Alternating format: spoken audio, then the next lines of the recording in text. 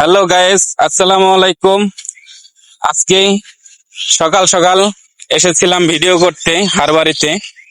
দেখেন, কৃষক ধান কেটে রেখে দিয়েছে, ঘরে নেবে। এভাবেই সোনার ফসল ঘরে নেয়।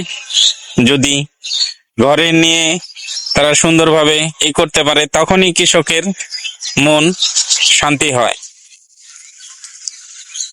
কৃষক যখন সোনার ফসল ঘরে নেয়, তখন তাদের মনে কত শান্তি ও খুশি।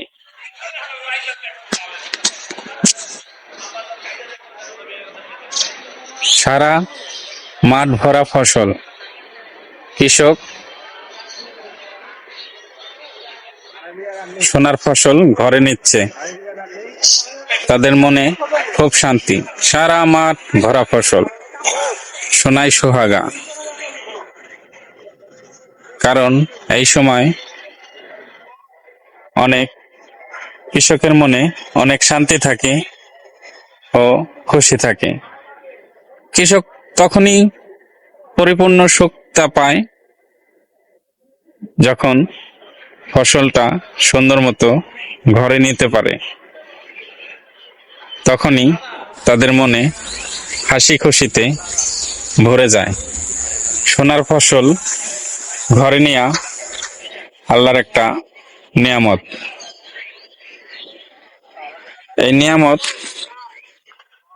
সব সময় কৃষকের মনেই থাকে।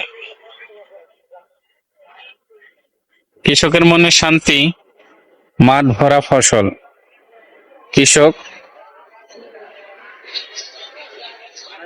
সোনার ফসল ঘরে নিচ্ছে, তাদের মনে খুব শান্তি। সারা মাঠ ভরা ফসল, সোনায় সোহাগা। কারণ এই সময়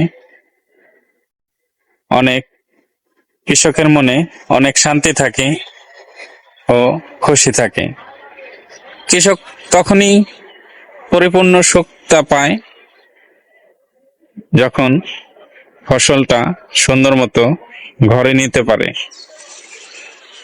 তখনই তাদের মনে হাসি খুশিতে ভরে যায়। সোনার ফসল ঘরে নেয়া আল্লাহর একটা নিয়ামত। এই নিয়ামত